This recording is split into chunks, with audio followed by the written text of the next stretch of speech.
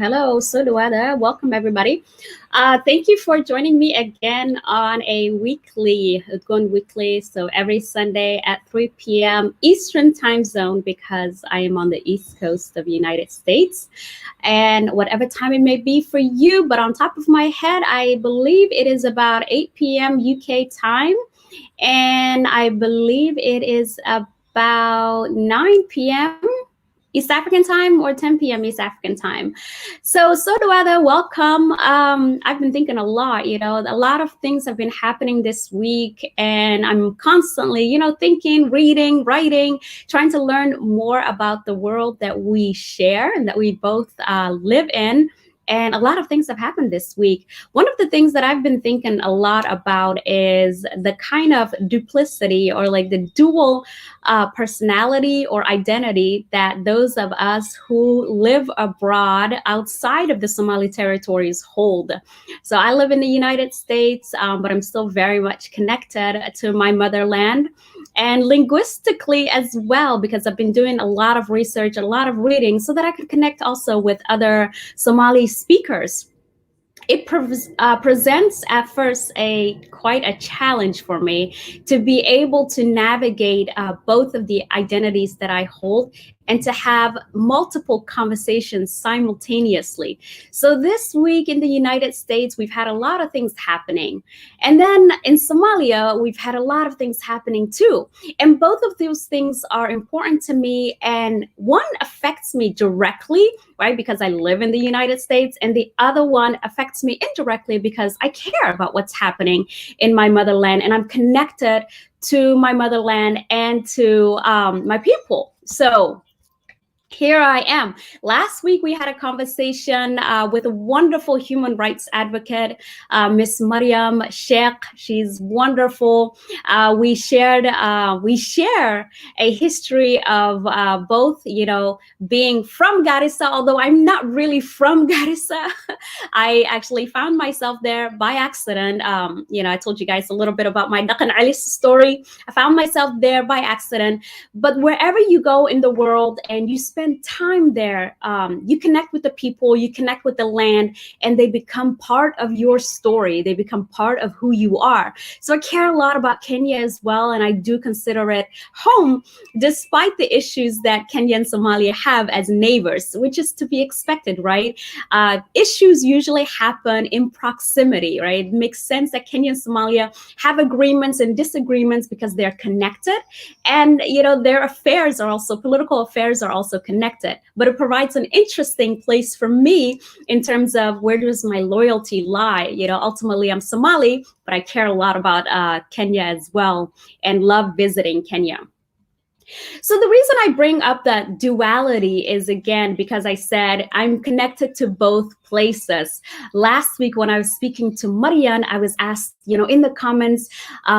to speak Somali, and who are you speaking to, which is a great question. Actually, it's always important to know who your audience is, right? When you do something like this or when you're writing, your audience is important, and you do have to give the audience what they want, right? Because they are your viewership, right? They're providing you with their time and attention, which are invaluable resources, right? Those are things that are so important to us and that you never get back, right? Your time and your attention. So the question that I was asked about,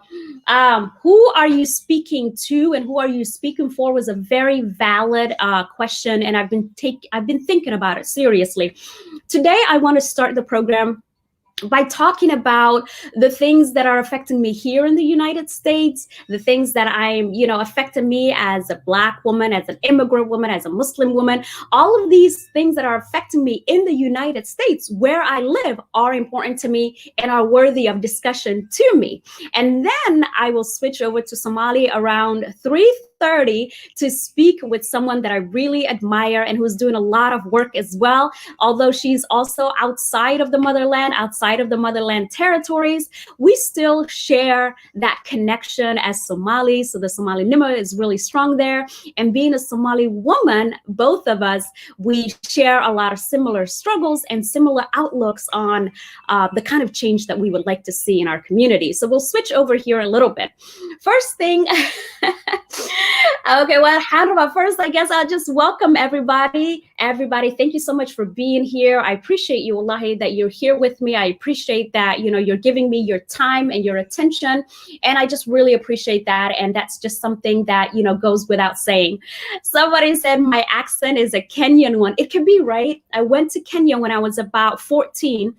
the second time around, when I was 14 and a half.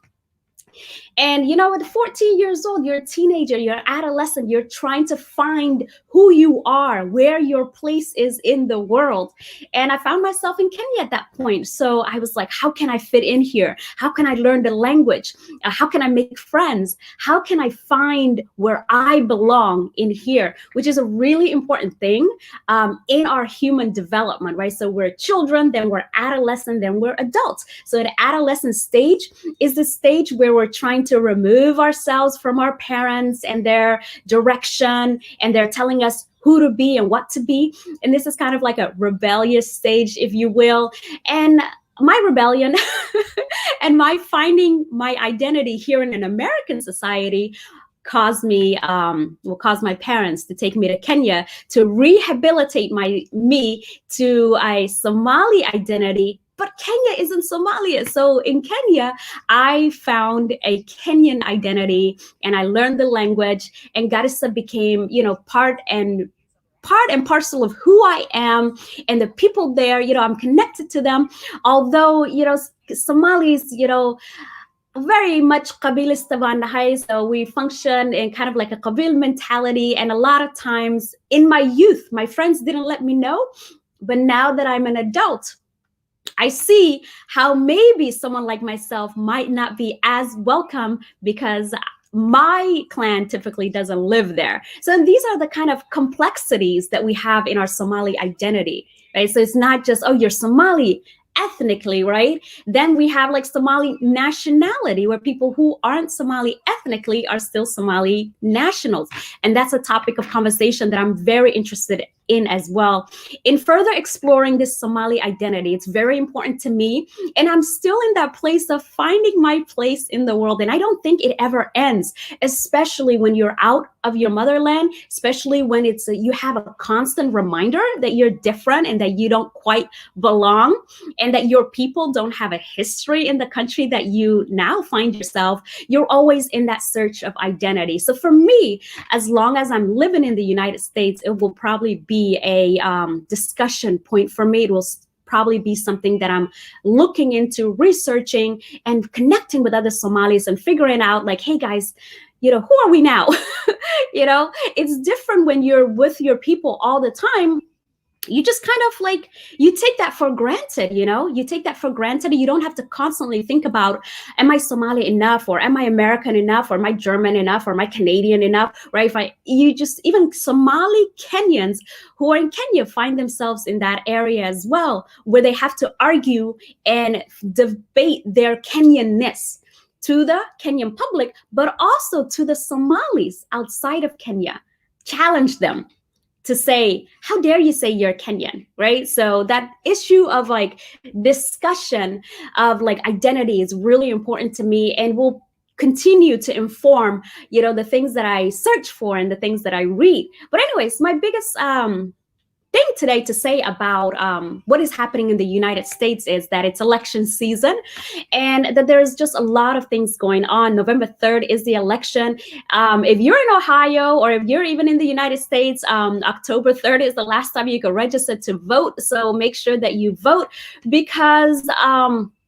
to be frank, I'm not sure that the United States can really handle another Trump presidency. I think he's made it very clear that he does not care about the country or the people in it. And I think that we really need to take him serious. I believe at first people did not take him serious, including myself, because I went to bed that night and thinking that I was going to wake up to Hillary Clinton being president of the United States, right? So we did not take him seriously. Obviously, a lot of other people did. And now we are in the situation that we are in, where we have a president that's denying climate change, right? Although, as though we don't have these ravaging wildfires across the United States, although we don't have a coronavirus pandemic, where a lot of the world has been able to handle this pandemic better and have been able to continue their lives, we are still stuck in this place where we still have to obviously socially isolate, quarantine, and wear the masks, where we have even discussions here in the United States and people are actually protesting against masks. So, and he is the person that's giving fire to that flame. He's fanning those flames and saying that in his Twitter, that people should protest and that people should fight for their liberty. And there's some really not so smart people who are taking that and protesting wearing masks, which is supposed to keep us safe. So we have that issue. We have that issue here. We just really can't afford another Trump presidency, right? So we need to do something immediately. This week, we had one of the Supreme Justice pass away, Ruth Bader Ginsburg, and I've been thinking about her legacy, and I've been thinking about the kind of things that she has done in the history of her career, which have been a lot, right? A lot of good and some bad, because human nature is complex. So as I was researching Justice Ginsburg, I came upon tweets and Facebook posts that are pointing out the things that she did wrong. And it made me think about obviously the complexity of human nature. Are we really good or are we really bad, right? Are we only able to say someone is good and someone is bad, and that's that? For me, in my life experience and the kind of, people that I've studied, obviously in history, it seems that human beings are very complicated, right? And we need to find a way that, is this person more good than bad, or is this person more bad than good? Because human beings are fallible. Like, we make mistakes. We are not always going to get it right. We're not always going to get it right, even when the stakes are high. So where do we find that place of redemption for people? Where do we find that place of, this person did a lot of good, but they did some bad things as well? And should we even mention the bad things that they've done after they've died? Is that a point of discussion? Because I wonder about that. When is the right time to bring that up? And when a person is dead, can they really fix their mistakes? Can they really say, I've messed up and let me fix this? Is it something even that they can fix? Because the judgment has been made, right? In the Supreme Court, we have 9 judges, right? Ultimately, they have to bring down a judgment that they all agree upon, or maybe not agree upon, but the majority goes there, right? So even they can give a dissent, and they can say they didn't agree with what the other judges decided, and they are the majority. So you can give a dissent and say that you don't agree with it, but ultimately the ruling has been passed down, and that is it. It's the last and highest court in the United States. So what can we say? What can we say? What can we say about human nature and people's legacy, right? What can we say with people's legacy, especially after they've departed from this world? All right, so Let me see. Okay, Abu Zaid Iraroti, welcome. Thanks for being here. Love that you always talk about the important things that are affecting us here in the United States, but also talking about the things that are affecting us in our motherland and in the Somali territories. I think we share that in that way where we care about both, and we're living in that middle place, right? We're living in that middle place, American, Somali, yet American. All right, she was overall good. So Justice Ginsburg, according to you, was overall good. Okay, so people are a package and we cannot write them off simply because they made mistakes. I share that absolutely. I do believe that people are a package. I do believe that we are going to make mistakes. Accountability is important. And maybe in the position that she was in, maybe that accountability was limited because she shares the decision with other people who may have an opposing view than hers. One thing that she's been told that has been said that she got wrong was when she gave her opinion on Kaepernick. I think I'm saying his name correctly. If I'm not, somebody tell me. But he took a knee during the national anthem, protesting police brutality, protesting the racial injustice that is in the United States, that is contested. But given the history of this country, shouldn't really be contested because the past affects the present and the present affects the future. And there's a lot of things that we haven't fixed and that we haven't found a remedy for. But anyways, she said that his actions were dumb and disrespectful. Well, people took a lot of fault to that and said,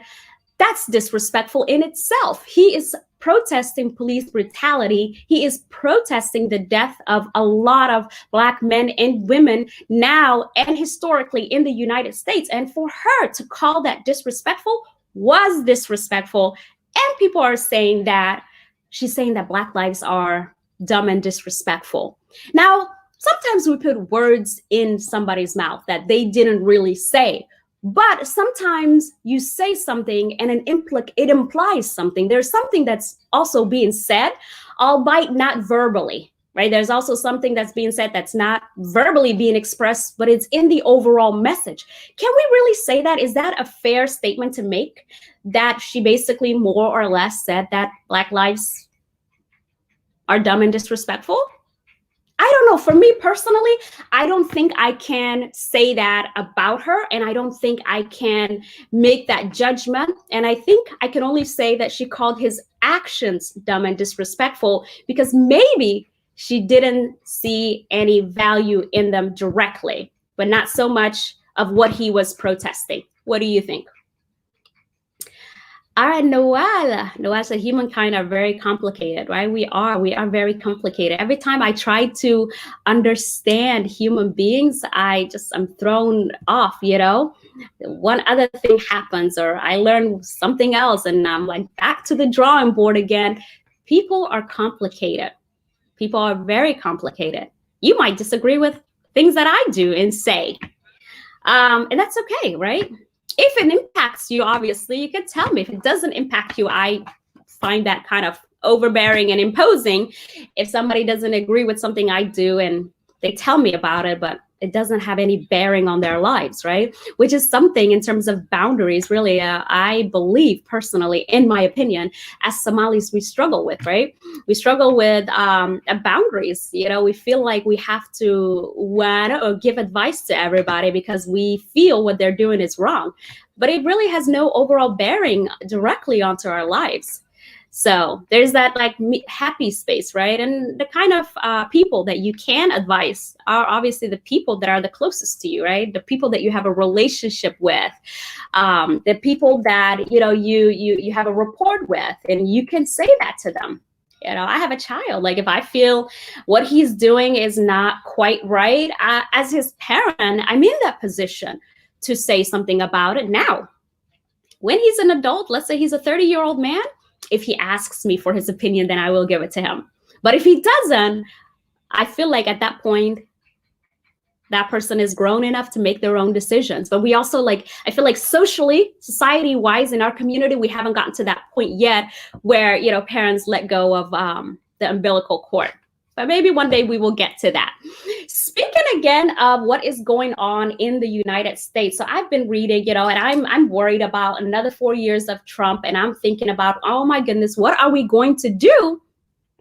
And then another thing comes up every day. I'm just like, I have my, like my heart is beating out of my chest, and I'm like, what again? What this time? What happened this time? What did he do this time? So the next thing is that there's some sort of thing that he's working on called a patriotic curriculum, a patriotic education, where he believes that this is information that we should be taught in the schools. And this has been his fight against curriculum or critical race theory, and basically teaching actual history in the United States. So this is his pushback, is this patriotic curriculum. And I am very worried about it, because that is always really where things happen. You change the narrative or the overall narrative, and things just kind of trickle down from there. So if we deny completely the actual history of the United States, especially in terms of racial injustice, there's really not much that we can do about the way things are, because we're not really naming the problem. We're not dissecting the problem. We're not even acknowledging that a problem exists. And if you don't acknowledge really that a problem exists, what can you do about that? There is nothing that you can do about a problem that you refuse to acknowledge exists. So we've been having these conversations throughout the year, right? Being quarantined and the coronavirus and all of our infrastructures in the United States kind of falling apart has made us look at things again and reanalyze like the situation that we're in and where we're going as a country. So that leads me to think, generally speaking, do we even acknowledge that there is a problem? Do we even acknowledge that there is a problem? And how do we move forward from that? How do we move forward from that? Let's ponder on that while we're listening to Bahsana Hargeisa.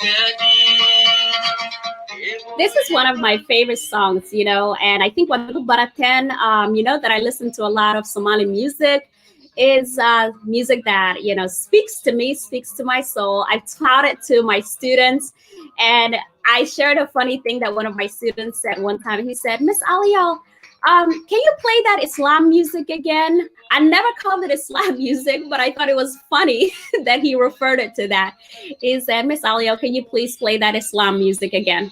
That was definitely very, very interesting. But, I love Somali music and I listen to it all the time. And, it speaks to me, it speaks to my soul, makes me feel more connected to my people, to my culture, especially, like I said, because of that identity conversation constantly, right? Especially when you're away and you live in a land where there aren't really many people from the same background as you or from the same ethnicity as you. You try to hold on to as much as you can that reminds you and that affirms your existence, It tells you like, you live and you belong in this world, and, these are people that you're, born from. So it does inspire me. It inspires me a lot. And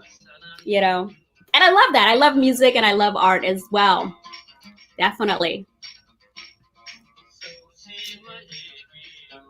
On the other thing that I wanted to address today in terms of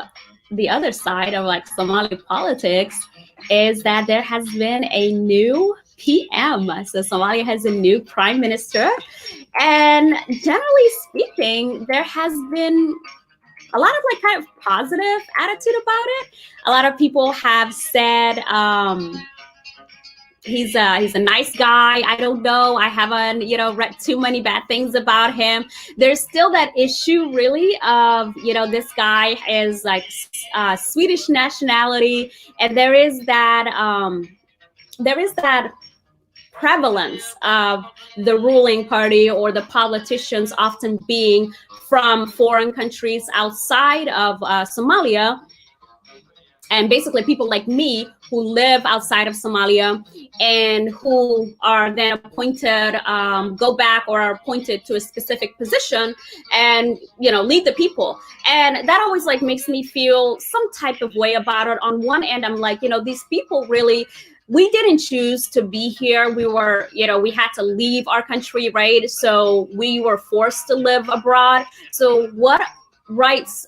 responsibilities, and all that do we still have towards our homeland? Or are we now considered outsiders, which is also that identity question? And is there like conflict that a lot of the officials or elected officials, and who knows how they're even elected, right? It's not really a one man or woman per one vote, right? How are they elected? These elected officials, a lot of them are foreign passport holders, which is an issue that is discussed and continues to be discussed. But anyways, guys, Swedish nationality as well, along with a Somali one, I'm assuming. A lot of the comments really on Twitter and Facebook have been pleasant. It seems like he doesn't really have a lot of controversy, and people are responding positively to his appointment right now. But obviously, you don't really know how to assess somebody's like competency until they do something, right? So we're just anxiously awaiting what kind of actions he'll take, what kind of reforms or initiatives he'll bring, and how he's going to influence the country and impact the country in a positive way. I will be eagerly watching for that, and obviously trying to make sure that I learn as much as I can about him and whatever the new prime minister is going to come up with and what he's going to do. So I'm definitely eager to know that. Other than that, there's been the conversation, biggest topic, which I am going to discuss here soon with Najmo. The other biggest thing right now is a sexual assault, another kind of pandemic, because it's such a occurrence. It's just so much, right? It happens so much. And in Somalia, and something that we need to discuss as Somalis, as global citizens, because really injustice anywhere is injustice everywhere. I'll be discussing this shortly in Somali with Najmo, but I would like this comment to be addressed. Why are most of these leaders foreign passport holders? That's a really good question, right? So, right, we have these conversations about neo-colonialism, right, in Africa, right? Colonialism was first, then neo-colonialism, where they don't own the countries. I don't even know what their initial ownership was based on. That's a whole conversation too. But they still have great influence on the country and everything in the country, because they're impacting the country culturally, linguistically, etc. Which my speaking of English even right now is that too, which I'm conscious of, right? Which I'm very conscious of. But like I said, we're in this place of being in limbo, being in the middle, where we are living in countries outside of our motherlands, and we're still connected to our motherland because, East and West, home's the best, right? Homeland is homeland. So you still always care.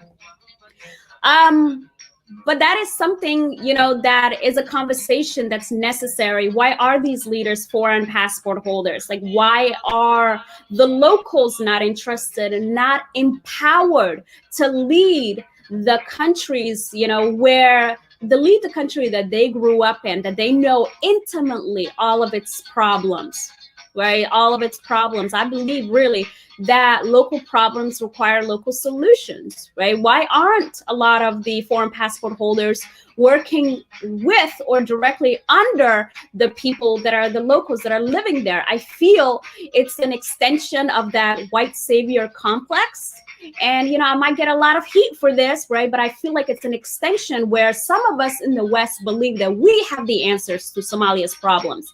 Do we though? Right? Do we? Are we really that close, intimately in the problems ourselves? Do the problems directly affect us? Right? Things that happen in Somalia bother me, and they affect me because I care, because I'm Somali, right? But am I there experiencing the problems firsthand? I'm not. So what is my place in solving those problems? And how can I help the people that are already there in solving these problems? All right, so Amo, here you come with trying to reform a system. I think they need to make a rule that says you give up your foreign passport if you want to be a leader. Most of the world makes their leaders do this. I think it's very important. I think it's important as well, and I think it takes a president, right? You have to pick. If you want to lead Somalia, you have to pick. You have to choose. Do you want to be Somalia or do you want to be Swedish? You don't. Labada meel lugta kuma haysan kartid, yeah? You don't want to be able. The idea is that you're able to dip when shit hits the fan, right?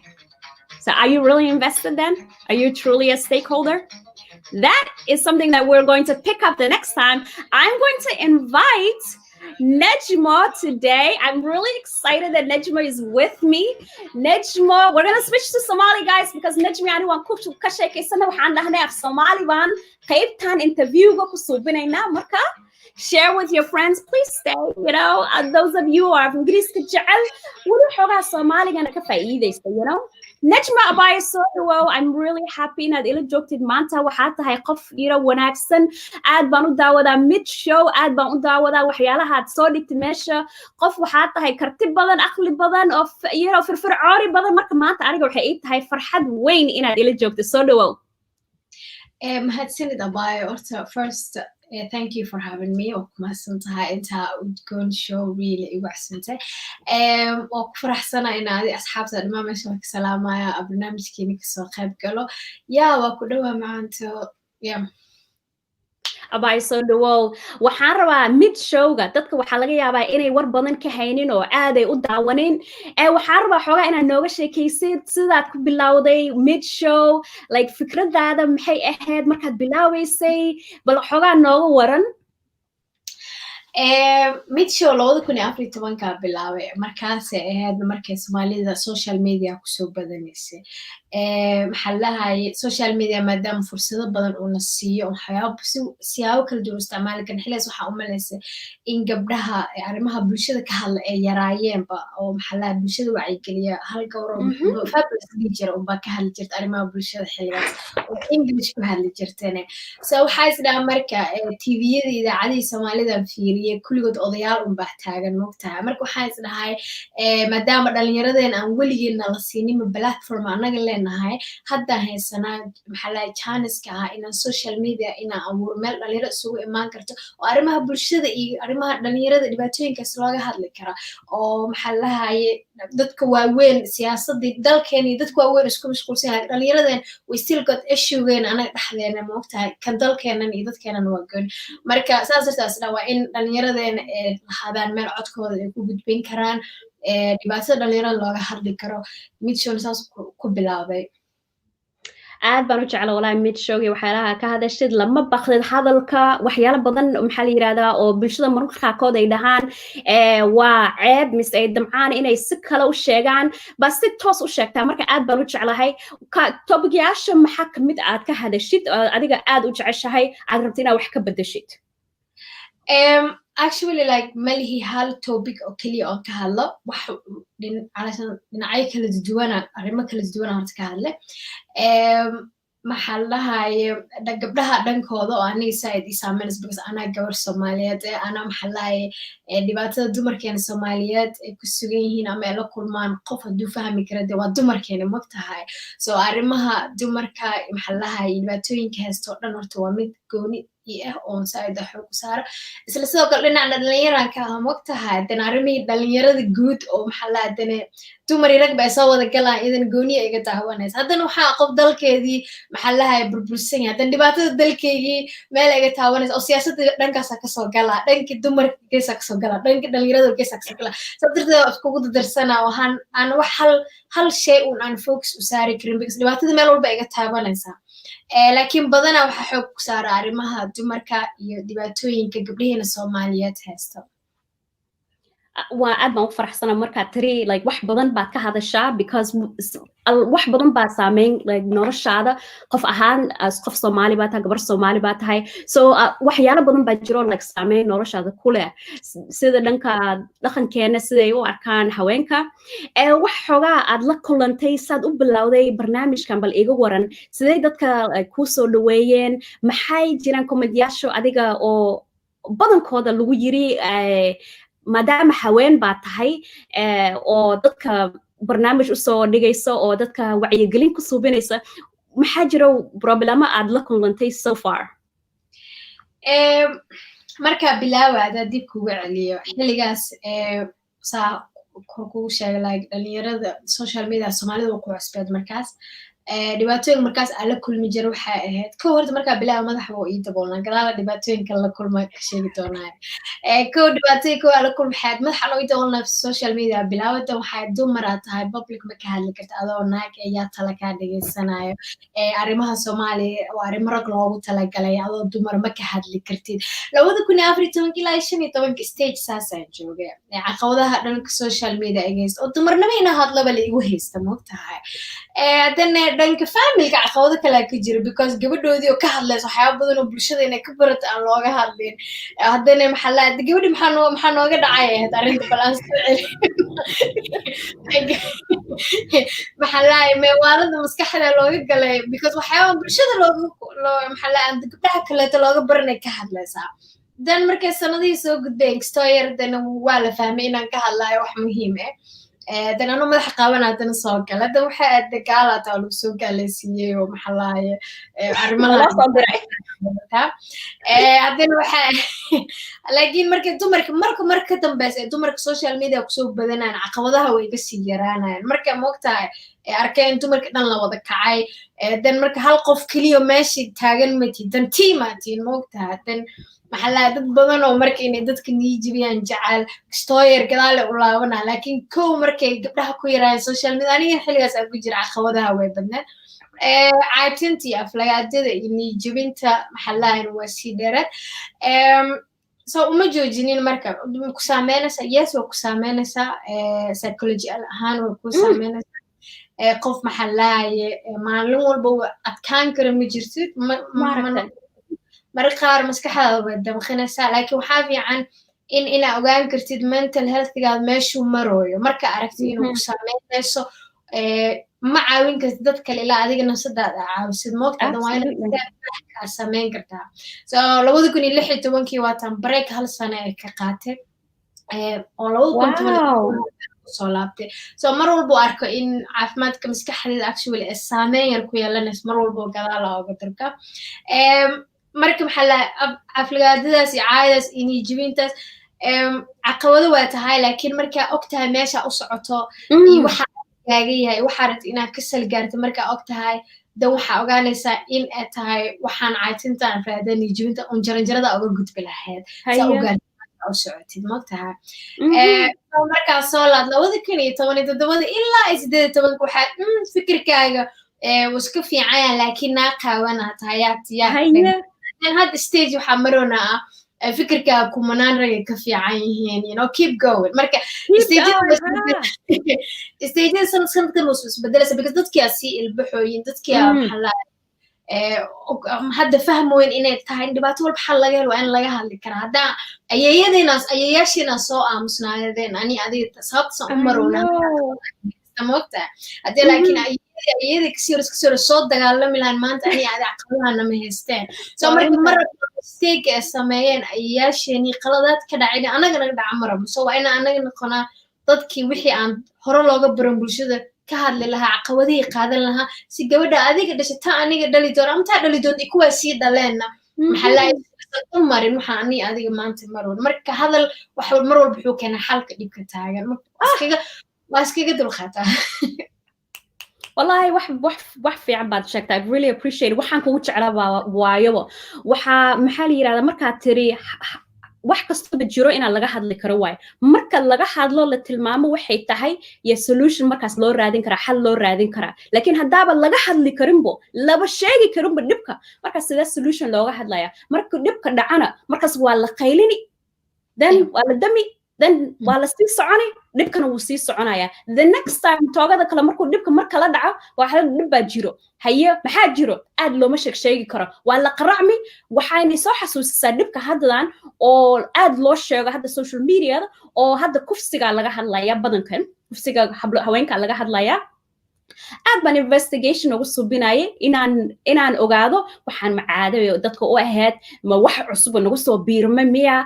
sheegan muxuu yahay waxaana la fiirin karaa xataa bini aadanka kala adduunka weynaha jooga taariikhdooda iyo siday xalka waxaana kale oo xal ooga heleen because anaga mar qaarkood waxaa bini aadanka qabsato special baa tahay oo dhib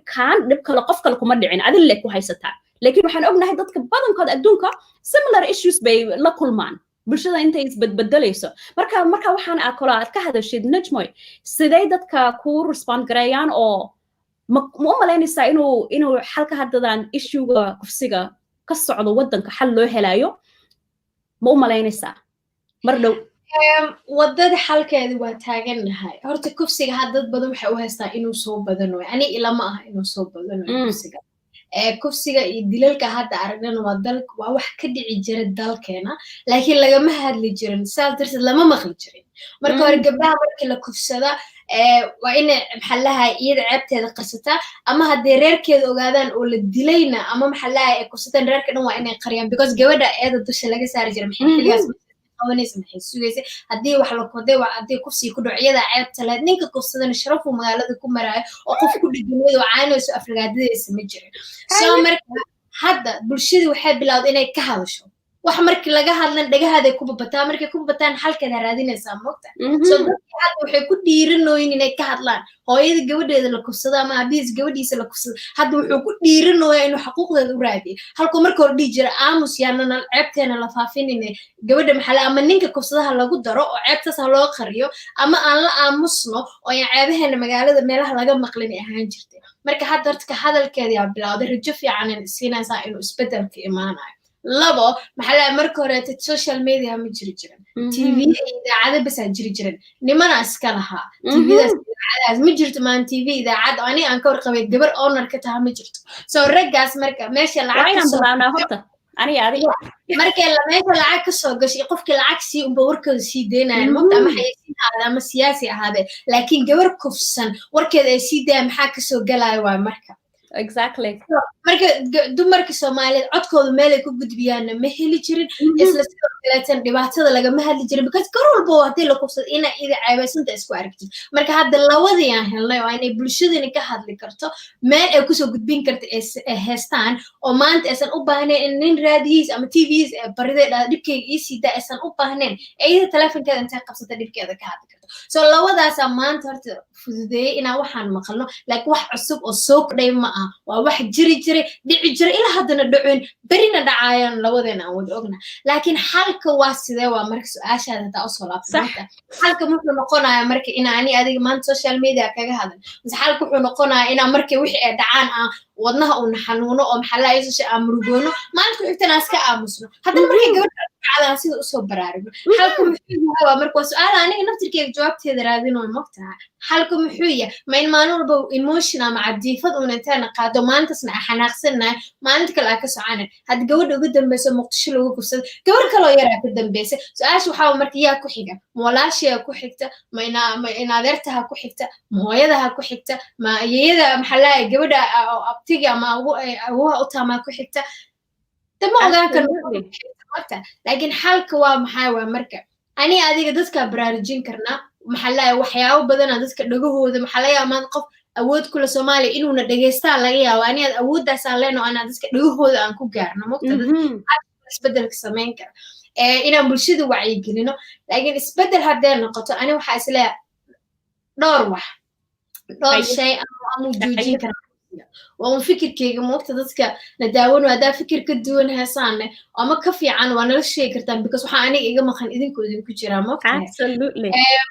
so aniga waxaad dhigi karaa horta dadka Soomaaliyeed cabsi wax ku leeyihiin dawladdeennana dawladda markaa dhahay dadka madaxweynaha ra'iisul wasaaraha ku soo dhaco no kuwa sharciga gacanta ku haya leh awood ah inay sharci cusub wadanka ka hirgeliyaan kuwaas aniga maxalla message-kaygu ku socda so in kow calashan maxallahay sharci waddankan laga soo dejiyo qofka wax kufsada oo qofna dil isugu darto inuu dilku xukuman yahay kii wax kufsadana hadduu dilku xukumanaan karin ciqaab ku mudan maxallahay la marsiin karo haddii sharcigaas dowladda ee kasoo baxda marka anaga shacab ahaan weli shaqaan noo taala oo qofku wax kufsada inaan ina adeer ahaan usoo dhaweysan oo qabiil ahaan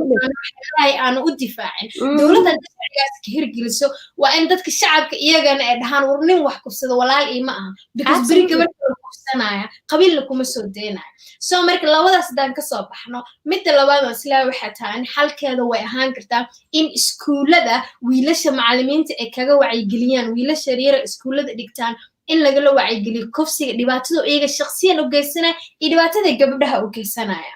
waa in cunuga maskaxiyan laga koriyaa uu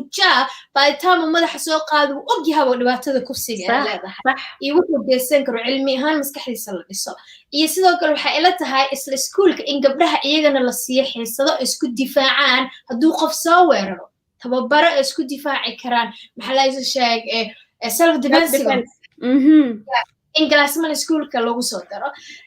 tan saddexaad oo kale isla xal way noqon kartaa waxay tahay in calashan khudbadaha jimcada markii la isku imaado masaajidyada dhalinyarada isugu imaada inay wadaadada iyaga naftirkooda qof walba bulshadeennaba shaqa annaga dhan mas-uulana wada saaran kan sharciga dowladda haa inuu sharciga sameeyaa mas-uuliyadka saaran shacab inaysan qabiil ku difaacinay shaqadeena tahay culimmada iyagana masaajidada inay ka wacyigeliyaan oo maxallaa isa sheeg maalin walba jimco walba oo kusoo qaataan topic kufsiga ku saabsan so marka haddii dhan walba aan soo marno midda kaleeto isleeya aniga maxallahaye afraad oo xalku way keeni kartaa waxay tahay in maxallaa isa sheeg qisooyinka dadka gawr walba oo dhibkeeda ka hadasho because qisada haddaa la aamusto oo qariso den dhibkaaga iyo xanuunkaada qofka lama ogaan karo laakiin markaa qisadaadi xanuunkaada maxaa qofka u sheegtid dan wiil ku fikiri lahaa inuu wax kufsado ama maxaa maskaxdiisa ama qorshihiisa waa inuu wax kufsado waxaa laga yaabaa qalbigiisa bedesho war dhibaatada gabadhan ku dhacda inaan gabar kale u geysta maro because qof walba qisadiisa waxaa ka baran karnaa moogta soo maxaa dowladdii sharcigaas samayso bulshadaysan qabiil ku difaacin in iskuulladii maxaa lagu soo daro xiisa kufsiga iyo self defense afar in culimmada ay ka hadasho midda shabaana media Soomaalida u sheegaya waxay tahay wax walba lacag ma kulligeen muwaadin mas'uuliyad naga saaran dalkan iyo dadkan oo marka inay ku soo dari karaan messenger xayeysiin u sii daayaan mar walba oo kale in idaacadaha lagu soo dari karo messenger ilma yar inta qisa laga sameeyo ay kufsanin oo kale ama waxa ay kufsanaysaa in mar walba sida xayeysiinta ee dadka indhaha uga badbadiyaan sida dadka u gaarsiin maskaxdooda u galaan soo marka bulshadeena dhinac walba shaqada geeska naga soo galaysaa moogtahay marka aan waxa markaas qodab ama xalka noqon kara laakiin xalka duwan hadoo jiran nala wadaag idinkana waa kulligan waa kala faa'iideysanayno aad iyo aad baad u sharaxday oo dhinac kastaba qof kastaba kow inay mas'uul ka saaran tahay baad muujisay qof kastana waxay ku xiran tahayna shaqadiisa mise roolkiisa bulshada wuxuu ka qaban karo waa aad muhiim hal qof way adagtay inuu wax bedelo waxa loo baahan yahay dad badan bulshada dhan inay fahansanta waxaan inay dhib tahay inay qalad tahay inaysan dhicin inay sumcadeena bulsho ahaan wax noo dhimayso inay jiri karin ee markaasna mas'uul iska saaraan qof kastaba inuu mas'uuliyad leeyahay inuu ka soo hor istaago oo ka dagaaltamo arrinkan والله aad baad u sharaxday ma ogi qof kale inuu wax ku dari karo comment-ka waad soo qori kartiin hadda hani waxay soo qortay culimada ilaa hadda kama hadlin arrinta kufsiga culimo lacag u joogaan maybe shaqadooda inay tahay ma dareemayaan waxaa inay tahay inay ogaadaan shaqadooda inay tahay taasna waxay wallahi waxay u baahan tahay conversation kale u baahan tahay culimada like trainingkooda xataa inay ku jirto inay waxyaalahan kale ay ka hadlaan culimada Soomaaliyeed markii loo gabara xil loo qabanayo dad maskaxdooda way soo baraarugtaa hore ka hadlaan markii gabdhaha la basketball ciyaar ama gabara waxaan sameeyno ama gabara saan sameeyrabto soo laakiin markii gabdhaha la kufsadaa kama hadlaan waxay hilmaameen in iyaga aabayaal Soomaaliyeed qaarkood ay yihiin ay gabdho ee dhaleen ay hilmaameen markii waxa la jiro mata hebela cidka qofka dhimad hebela qofka dhint hebela qofka dhint hebel marka maqashid geerasna kaa maqnaanaysa ma gurigaada ku soo socotaa laakiin ma ogid xilliga ku soo socoto so gabar hebel la kufsaday la kufsaday la dilay oo dabaq laga soo tuuray hadaa maqloosid bari gabadha dhashay ku xigtay korta ma ogid oo maxaa la guriga maxaa la wax علشان gabdhaha kale kaga duwan tahay ma la moogta soo culimada Soomaaliyeed markay maqlaan gabar hebel la kufsaday waxa u maleeyeen gabdhahooda ay ka madax banaan yihiin waxa ku dhacday oo ay ogeyn culimada Soomaaliyeed ani waxa leeyahay dad badan oo ay u khilaafsan yihiin fikirka culimada ka haysto laakiin culimo aniga maxaa la eesashay waxa kaga soo horjeeda ma laha laakiin waxa rabaa inaysan ku mashquulin waxyaabaha aan dadka dhibka ku heynin ee ku mashquulaan waxyaabaha bulshada dhibka ku hayo mudan in lagu mashquulo gabar maxaa la eesashay libiska ama gabar xil qabad ama gabar saan wax bulshada dhib uma keeno laakiin dhib waxa bulshada u keenayo kufsigan maanta cid hebel ka dhacdo maqlas inuu gabadhooda ku soo socdo war uma hayso taas oo muhiim in bulshada ka wacyigeliyaan والله runta way waxyaalo waxa jira anagoo dhan qoseeyaan anagoo dhan saameyn nagu leh waxyaalo waxa jiraan personal ah right qofka dharkiisa wuxuu xiranayo asaga u taalayada u taala laakiin kufsiga iyo amni la'aanta dadkoo dhan bay saameyn ku leedahay dadkoo dhan bay affect gareynaysaa marka qof kasta inuu ka hadlo waay waa runta aniga badankood waxa laga yaabaa aniga xataa laftiga inaan liila dagaala haddaan wax sheego laakiin marmar qaarkood haba dhagaysan baa ay qaban because waxay ka hadlaayaan aniga waxaan dareemaya allah ratab saxaabay gabar baa lugteeda la arkay gabar baa timaheeda la arkay waxyaalaha muhiimka oo dadkoo dhan affect gareynayana lagama hadlaayo oo hadhow haddaan dhahdo sheeko waxaas ma ka hadashay taasaa really nolosheeda affect gareynaysa taas ma ka hadashay waxaa lagu dhihi horta naga aamus naag baaba taa waxaad la hadlaysaba maxaa la yidhaahdaa edab daro ah marka waa dhibka meelo badan buu ku jira laakiin asalkeeda waxaan u maleynaa xataa waxaad ka sheekaysay iskuulada ina hablaha iyo wiilasha laga baro waxa kale oo aniga aaminsan macallin baan ahay iskuulada ina wiilasha gabdhaha laga baro dadka horta inay siman yihiin wiilasha gabdhaha ay ka fiicneen taasna guriga xataa ilmahana lagu baro waayo qofka guriga lagu baray iskuulka lagu baray inay hablaha ka hooseeyaan wiilasha sidaas uu adduunka ku aadaya sidaas uu hablaha kala islaameed sidaas oo la dhaqmaaya inuu asaga ka sareeyo oo wuxuu raba ka heli karo haday ayada meel isugu imaadaan hadda waxaan maan horo tusaale nin baa meel ka hadlaya Soomaali waxa oday weyn wuxuu yiri laga yaabaa videoga inaad aragtay oo aad ka qaracantay sideedoo kale wuxuu yiri gabadhi hadda in Allah u naxariistay xamdi buu ka hadlayay wuxuu yiri waxaan u fakaray kulaha kufsigii caadiga ahaa miya kufsigii caadiga ahaa oo dhici jiray oo hablaha markay ariga raacayaan mise geedaha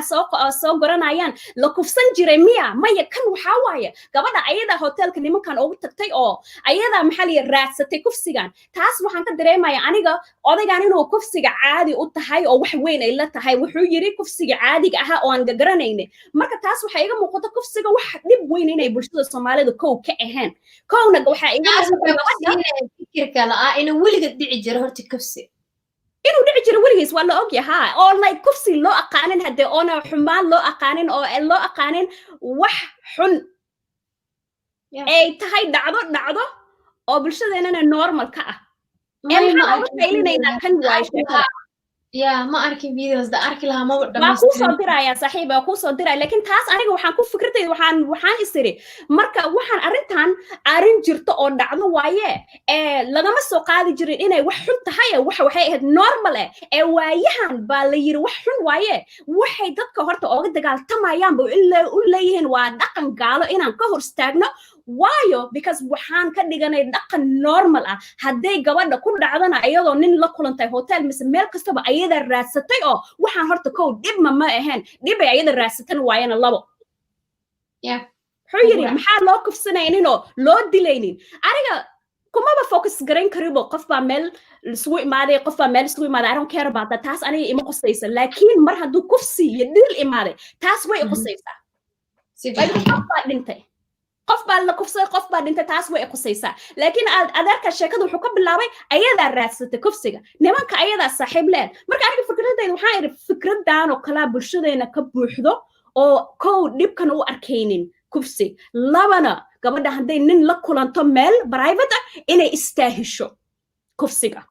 dilka iyo kufsiga inay istaahisho taas haday naga buuxdana dhib weyn baa noo taala marka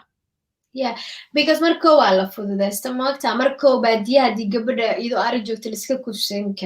kufsan jiro wax dhiba loo arkeynin de wix waa sii fidaa maanta in la isdilay maraysaa maogtahe haddana dilka inkastoo hore u jiri jira waxaa isleeyaha oon kuwa intay dumarka kufsadaan dilayaan waxay isleeyihiin ceebtiin iyo meelaha la faafinin maxaa lahay gabadha haddaa nolol ku sii daysaan way idin sheegaysaa laakiin waxay hilmaamsan yihiin in teknolojiyada wax walba horumareen ay dhakhaatiirta actually baaritaan kasoo heli karaan qofka maxaa lahay kufsada haddii dadka shakiyaa loosoo wada qabto in maxaa lahay qofka uu keeno tijaabinta isku iso baxdo in la sheegi karo caayishaba gabdhii lagu kufsado saas lagu ogaado caayishaba saas lagu soo ogaado soo mar gabar ee dilaan ceebtooda ma qarinayso maxaa lahay bulshadan hadda wallaahi weli way arrintu way xun tahay laakiin ani dhiirigelin fiican ay siisay marka arag ninka gabadha hadda ugu dambeysa kufsaday oo meel kale intoo u carar inkastoo weli caddeemo buuxa aysan jirin qofku uu yahay anigana aan aaminsanahay qofka ilaa 100% inuu dambiile yahay laga soo ogaado privacy qofka in la tixgeliyo waa muhiim qof aan 100% dembiga lagu heyni in video laga duubo just dembi unbaa dembi kale inaan ku saxna rabnaa magtahay so wiilka loo soo qabtay ma ahayn in maxaa lahay ciidamadii baarayaan in teleefon looga duubo waxaa 100% uu maxaa lahay aan lagu caddeyn oo haddana privacies aan loo xushmeynaynin qofka hadduu markay maxkamadii soo ogaad wax walba caddeemihii imaadan wejigiisa maybe publica ha loo soo bandhigo laakiin waxaa ujeeda inaysan sifican training u haysanin ee shaqada qabanaysan professionalka ahan waa ka gara kartaa taasna arrin kaleeta waaye laakiin maxaa lahay qalad in qalad lagu saxaa ma fiicno gabadhaas dadka dileen in lasoo wada qabto kulligan waa wada rabnaa like at same time ma rabno qof aan la hubin 100% in maxaa lahay asagana dhib kaleeto loo sii geysto so messagekeyga waxaa waaye uun aysan dadka ii fahmin in nin dhib geysta aan difaacaya aysan dadka ii fahmin just messagekeyga waxaa waaye uun ilaa qofka laga ogaado 100% inuu asaga ahaa qofkii dembiga geystay yaa ummadda loo soo bandhigin because lacalla qof islaameed oo lagu qaldamay maxaa lahay ummadii loo soo bandhigi karaa so qalad in qalad lagu saxa noqonaysaa marka runta waan arkayna taasna waa muhiim processka inay process jirto processka inaa la raaco taasna waxay protect garaynaysaa qofka innocentka ah iyo qofka dambiilaha hadhow inaa la qaban karo so in maxaa lahay boqolkii baaritaan maxkamadda marka lagu soo kala baxay caddeemihii dhan imaado qofkaas bulshada loo soo bandhigaa muxirabaa lagu sameyn tahay laakiin ciidamadeena de iyo dadkeena iyo dowladeena iyo 30 sano dalkan burbursan yahay qof professional wuxuu qabto professional ku arti ma jirtaa really badan ma jiro dadka professional shaqada qabtaan waa yarta oo aqoontooda kule waxay qabanaysaa zaid u yartaa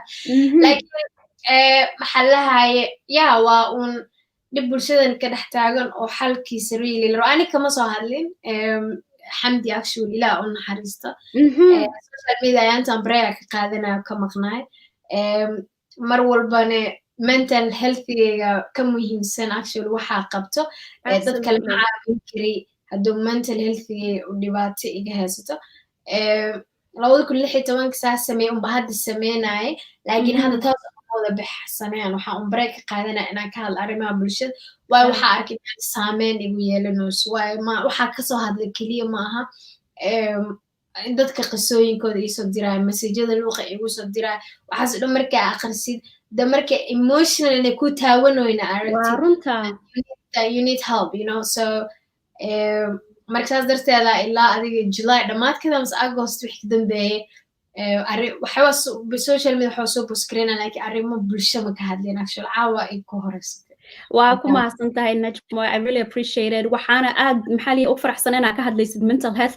health inay muhiim tahay waxaad social media aad ku arkaysanay inay ku affect gareynayso oo maskaxdaada wax like u dhimi karto markasta hadaad dhibaato aragtid markasta hadaad aragtid especially markaad haween tahay markasta aad aragtid haween wax lagu subiyo la dilay oo la kufsaday markasta meel baa ku danqanaysa way ku xanuujinaysaa maskaxdaadna waa runta wax bay u dhimi kartaa marka inaad break qaadatid nolosha naftaada aad baanisid oo aad xogaa aad baanisid markaas ka bacdi aad soo laabatid waa muhiim waana ku faraxsanay inaad aad noo sheegto maalintan qof kale maybe ka waana qaadan karaa markaad isku dareentid problemka adduunka markas uu badan yahay markasta adduunka wareer baa ka buuxo inaad break qaadatid oo naftaada baanisid oo xogaa niyadda khayr u sheegtid marka adigoo fiican aad soo laabatid waa muhiim waa muhiim Soomaalida mental healthiga waa inuu jirina horta aaminsanahay badankood Soomaalida oo dhan ma dhihi karo aniga Soomaaliya inuu jirina waa aaminsanahay laakiin markuu lug naga jabto ama gacan naga jabto ama jirkeena kala dhaawac soo gaaro waa aragnaa laakiin maskaxiyan marka dhaawac soo gaaro dhaawici ma arki kartaa jirka looga arkaysid laakiin caafimaadkaada isbedelaya arkaysaa like nafsadaadii maxaa lahaye oo ado waxyaabo hore aad samayn jirin sameyn ama waxyaabo hore ka damqan jirin ka damqana ama adii oo maxaa lahaye so waxa igu dhaca waxay ahayd emotional burnout actually right so I just get burn out and so I realized marka ina u baahanahay ina therapy dib u bilaabo haddana break qaad wax walba qabanaye waa caafimaadka maskaxda waa muhiim haddii aadan caafimaad maskaxiyan caafimaad u qabinna ashu dad kale ma caawin kartid ba because adaa caawin u baahan so inaad dadka caawisid waxaa ka horeysa kow in adiga nafsadaada caawisidaa ka horeysa laakiin haddaan dhahno yes waxaan waa qabanuna waa sii wadan of course dhibaatada bulshadani ka taagan waa wax mas-uuliyad kulligan naga wada saaranta laakiin beri haddaan dhimanana bulshadan way sii soconaysaa oo wixii way sii soconaysaa so marka inaa maxaa lahay aad dhihi karta yes I'm gonna do whatever I can inaa dadkay ku caawiyo but at the same time I need to look myself as well absolutely so waa runta wallahi that's a message wallahi wax kasta maxaa la yiraahdaa I hope qof inuu ku waana qaadanayo qof inuu dhageysanayo maanta na dhageysanayo oo naftiisa iyo maskaxdiisa ilaashanayo it's really important because wax kasta kale affect garanaysa caafimaadkaada sida sheegtay hurdo la'aan baa kugu dhici karta jirka ku xanuunayo adoo cudur kale ku haynin a lot of things maskaxda marka mental healthkaada low ay tahay waxyaalo kala badan jirkaada xanuun u gaarsiin kartaa bulshadana wax u baahan in laga wacyigeliyo mental healthga actually ani hadda any dhalinyaro arko mental health campaign sameyn waxaana please if there's anything aad baa u support garaya ani xataa let me know waa wax kale aan u faraxsana maanta inaan maxaa la yiraahdaa ani adiga kulana because I support you marka waxaan rabay inaan laga yaabo dad badan oo hadda meesha naga daawanayo oo aniga maybe igu xirnaa adiga already inay kugu xirnaayeen laakiin waxaan already ku faraxsanahay dad adiga kugu xiran inaan maanta maxaa la yiraahdaa aan isla kulano adigana dad aniga igu xiran maxaa la yiraahdaa ay ku bartaan ay fikradahaada maqlaan because waxaa tahay qof fikrado wanaagsan oo dadaal miiran aad baan ugu faraxsana marka sheekadeena iyo kulankeena maanta najmo mar waxaa soo siidaysa video aad ka hadlaysay adiga iscadaynta oo jirka hablaha iscadeeyaan ka hadlaysay waxaana aad maxaa la yiraahdaa ugu farxay ina personal storygaada aad nala wadaagtay dadka badankood sidaa sheegtay adiga qisada qof kale wax badan baad ka faa'iideysan kartaa wax baad ka baran kartaa laakiin maadaama aad personal storygaada ka hadlaysid dadka qaarkood way ka cabsanayaan inay adiga waxay isdhahaan banaanka inay soo dhigaan oo la judge gareeyay ka cabsanayaan oo la dhaho heblaayasaan waay heblaayasaas waay marka first waxaan rabaa inaan kugu hambaliyeeyo adiga geesinimo waaye inaad storygaada sheegtid nala wadaagtid marka waana haybad waaye waana gift oo anaga na siisay aad nala wadaagtay sheekadaada marka first of all thank you secondly waxaan rabaa xoogaa inaan kaa weydiiyo videoga waan daawaday waxaan rabaa kaanab inaan weli kaa weydiiyo saan dadka o dhan xataa u maqlaan fikradaha adiga dadka ku kalifayo inay iscadeeyaan oo adiga gabadha yar mise wiilkaba laakiin anaga waxaa noo badan baan u malaynayaa hablaha inay iscadeeyaan fikradaha adiga dadka ku kalifayo inay wadadaas raacaan horta okay then again Soomaaliya dhan isku qaban karay laakiin badankeen waxaan aragnaa qof wax sameynaa waa ka daba sameynaa ama waalidkeena ha ahaado ama dadka nagu hareeraysan ha ahaano aan weligay su'aal iskama weydiino sabab waxaan saana la yeeli jiray laakiin waa la yeeli jiray laakiin sababtaas maalinta horta erayga sababa maskaxda kusoo dhacda maaragtay marka waxyaabo badan ka guulgaaraysid really haddee been ahayna beentooda markaa soo taawatid aa ka dhaqaaqaysid dee run ahayna inta ka fiican taa ka qaad inta xun aa ka tagaysid mogtaha so waxa igu dhaca waxay ahayd waa liscadeyn jira un waa iyadoo liscadeynayo maaltaa soo gale Soomaaliya markaa jooga iscadeysaas ma waa ku fikri jir because horta anoo yaraa Soomaaliya kasoo tahriibe hooyadeena actually weligeed iscadeyn sorta ma arkin maxaa la iyada skin qurux badan iska qabso iyadoo iscadeyn actually weligay ma arkin dadka igu hareereysana qof iscadeyn xiligaas guriga ila degano like hal gabdhaheen ana weynaa so ana waa yaraa wax cadeys ma soo dhajir so ma haysanin qofaa kaga deesta iscadayn iyo waxaasoo dhan like markaa soo taariibay oo maalta imaaday dan waxaa arkay qof walba oo iscadaynayo mugta xabsiyaa laga soo baxay because qof walba saxar uu soo maro wuxuu aaminsan yahay inay balaa dhan dul saaran tahay waa inuu iscadeeyaa oo saan so marka aniga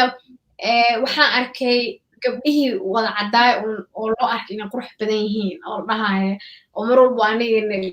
ii arkaba inaan qurux badneen ama xalaa gabdhihii qaarkood ay u leeyihiin badoqoni cawa madow Najmo saa maxaa kuu madoobeeye ama waxaa lahayay ammaantaas uun loo ammaan uun dusha laga saarayo gabdhaha maxaa lahaya cad anigana eliyaasa waxaa isdhaa marka maybe cadaynta waa meesha quruxda jirto maxaa lahayay markaasna Soomaaliya ku hadlay aqaane luqad kale tirta maba aqooninba oo kareem intaasoo weligay gadaal iyo daba kama fiirin karin waxaa dhacday gabdhaha ay marsanayaan ubaa marsan so gabar hebel oo iscadaynaysaa heblahay kaamka ila taga way caddaynaysaa gabdhaha qolkasaanaas caddeeyo so daawo nooca u kala baxada amase u kala duwanimo qof hebelaa waxaan marsanaysa iidhib anu waa marsan laakiin maqaaradana way kala duwanaan karaan wax iyada u shaqeeya anima ii shaqayn karaan because maqaarada kaliyihiin way kala duwan yihiin qof walba maqaar gooniyo qaba so aniga heblaaysaa marsaa idina heer waxay marsanaa ma ii shaqeynooyin kan kale heblaay kale waxay marsanaysa tijaabi so marka dambe waxaa daawada shuunka waa tahay maalin wajiga marsadayna marka waxaa lahay waxaa isdhaa marka sababta isku cadayna waxay ahayd in gabdhahaas igu hareeraysan oo iscadaynaya laakiin weligay isma weydiin xilligaa su-aal ahayd sabab oo ka ahayn inaa bulshada ala degan tahay waa ina like waa ina iyada dadka gabdhaha la degan tahay waa ina iyaga u ekaata haddii aad rabti in lagu arko qof shidan sidoo kaleete qisa kaloo ka sheekeynaa jirtaba oo mar video inaa ka sameyn rabo xilligaas gabarba gabadha dawaweynta way ka qurux badnaa dhihi jirta markaas waxaa soo maraa dawada igu jiri jireen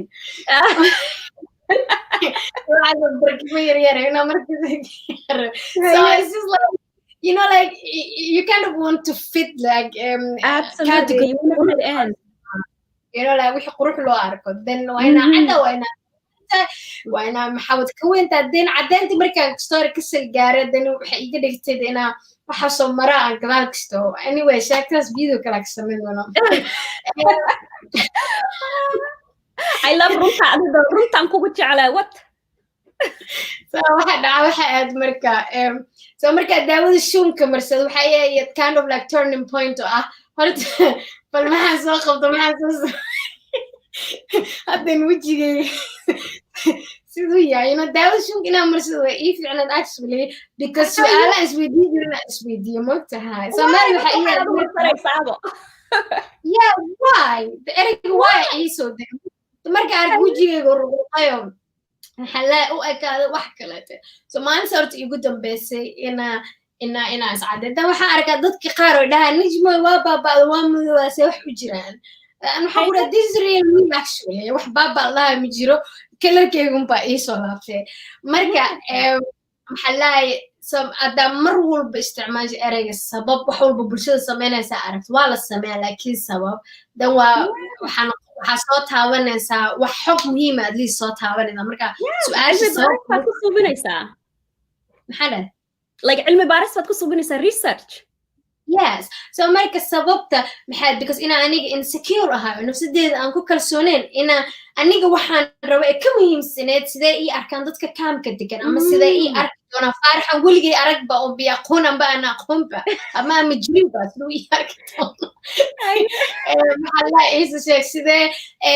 u qurux badnaa so jaa marka waxaa noqday qof nolol kale ku nool oo iyada ahayn rabta inay u ekaato qof kaleta iyada ahayn rafaad waxaa iisii dheeraa baca intaasoo ku see habeenkii maanta kuleelkeeda ogya containerna aan degannahay inaan bacmadoo saartay oo xirtay oo ku seexdaba maalor maqaayad Soomaaliyan tagay oo idaanin maqaayad anoo fadhiyo wuxuu yiri qisadaada dhigeysanaa Najmo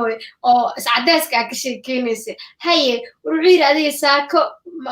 bac ka talotir waa wada madow saako isku ekeetsamaha aniga xil waxa soo murdooyay sariir la jiifto naag 12 kalar oo bac kala xiran ilaa bac madow dheer ma heli karin wuxuu yiri bac buluuga lugta ugu xiran mid kale oo guduuda inta ugu xiran mid kale naag wuxuu 12 kalar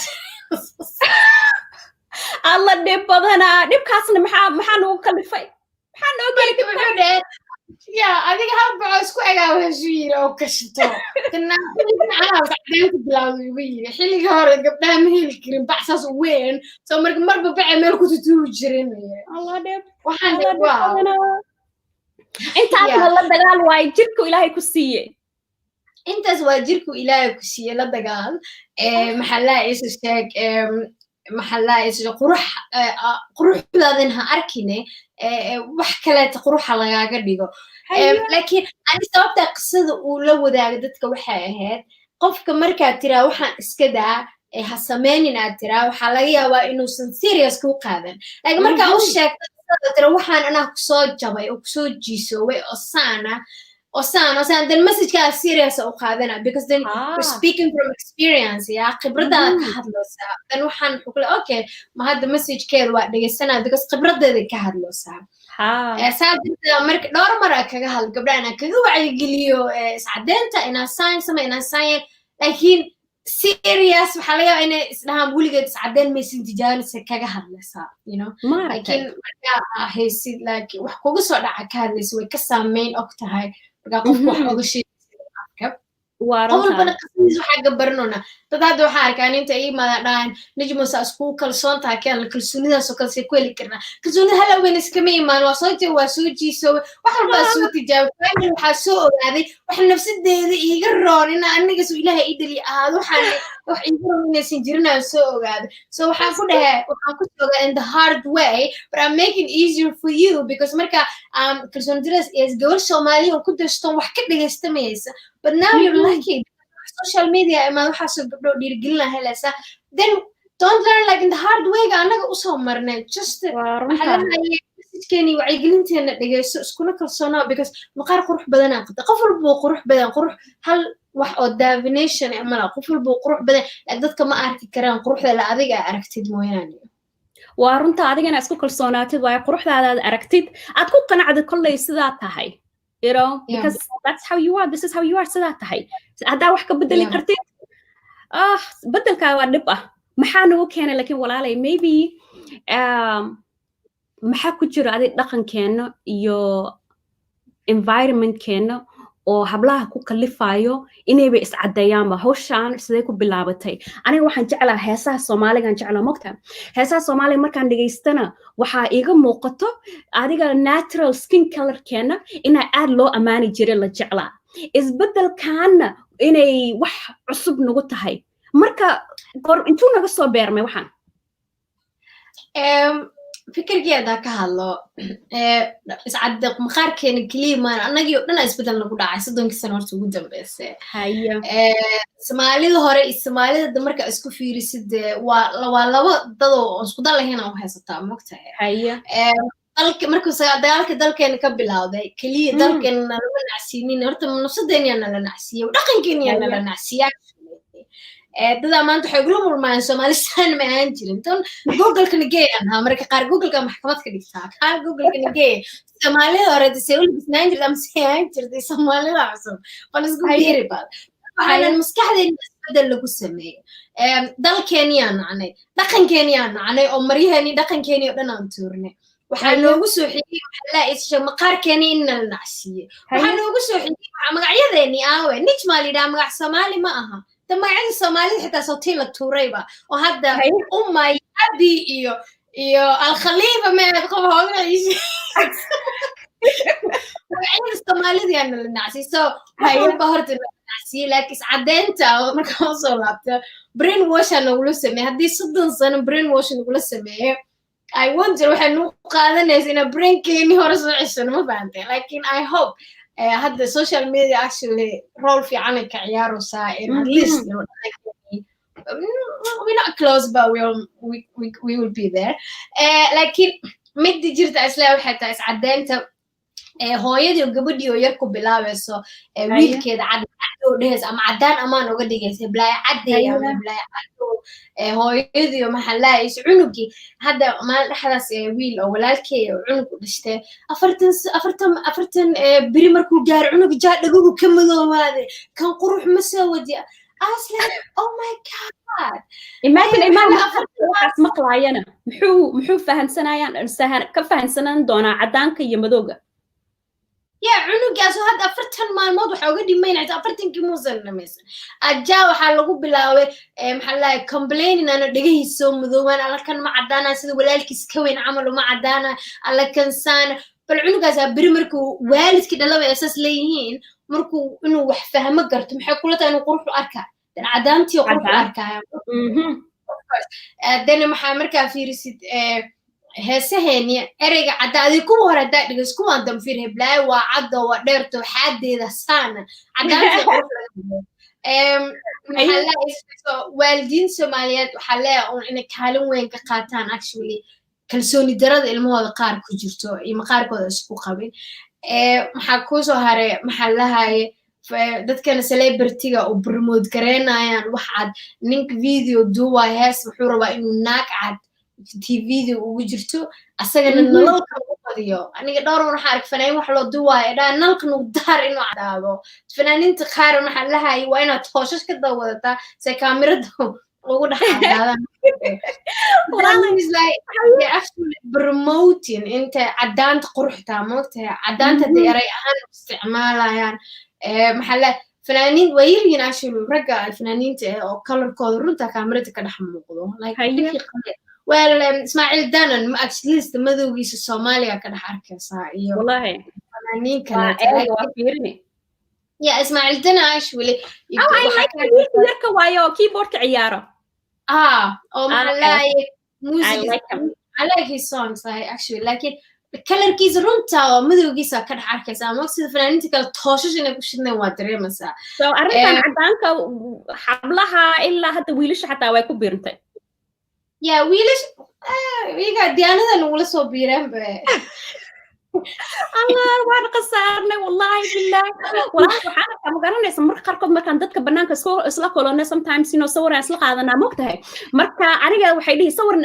naga qaad ifraax waxaan sawirka caadi kaamirada caadigan ka qaadaa markaas waxay waxaan adiga foolxumad badan maxaad naasa noogu soo bisay filterka noo daar marka ani filter ma isticmaali at all filter like fun haduu iya mooye adiga ku funny suubinaya mooye kuwa adiga dadka cadeynaya sanka yareynaya wajiga dhuubinaya wax ma isticmaali because waxaan aaminsanahay maskaxdayda iga haleynaysa